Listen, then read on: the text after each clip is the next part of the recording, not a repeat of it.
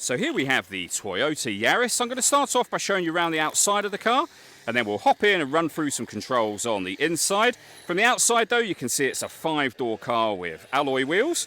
We're going to start off inside the boot and then work our way around the rest of the car from there.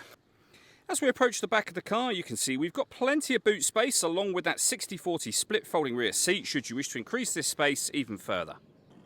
Okay, so we're just going to work our way back around to the front of the car and then we'll hop in and run through some controls on the inside. But now that we've done a full circle of it, you can see it's in excellent condition the whole way round.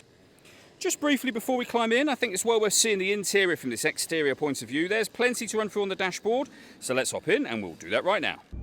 Okay, now that we're inside the car, we're going to start with the dials. Over on the left-hand side, we have the rev counter, we have the speedometer in the centre, and the fuel gauge on the right-hand side. Also in the centre, you can see the total miles of this car. They are 25,357.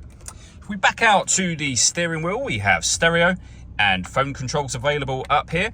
And then in the centre is the main screen for the car. As you can see, this vehicle has satellite navigation, a really nice clear colour display. It's a very easy system to use. The whole thing is touchscreen, so you can, for example, zoom in and out of the map using the touchscreen should you wish to.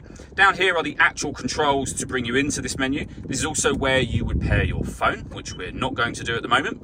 When it comes to our audio options in this car, we've got a few of them. We've got AM, FM, Bluetooth audio, so you can stream your music wirelessly, as well as making and receiving phone calls, of course. We have iPod input, and then on the next screen, USB input as well. If I pop the vehicle into reverse, you'll also see a full colour reversing camera with guidelines to show you what direction the vehicle is headed in relation to the image being shown on the screen.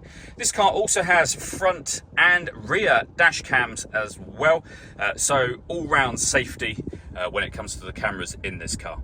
Below that, we've got the air conditioning, so you can adjust the direction the air is being distributed in, the fan speed, the temperature, of course, on this dial.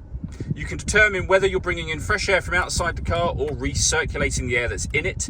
That's a great way of heating it up or cooling it down quickly depending on the temperature you set here. Otherwise, most of the time, you'd have it over on this side. And when you're happy with all of those settings, this button turns your air conditioning off and back on again. It's on when that light shows that you can see just there. We have beneath that our auxiliary and USB inputs and a 12-volt charging socket and then a 6-speed manual gearbox.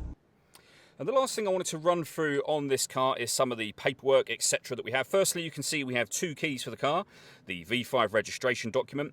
We check every vehicle thoroughly when it comes into us, and you can see our vehicle checklist just there. And we have the service book for the car. Plenty of stamps, as you can see, the most recent of which was only done a couple of weeks ago just here. If any car that we sell has got less than 6 months MOT on it at the point at which we sell it, we'll also put an MOT on that vehicle as well. All that leaves me to say is thank you for taking the time to watch this video. If you'd like to come and see the car for yourself and have a test drive, please feel free to give us a call here at Watson Cars. We'd love to hear from you soon.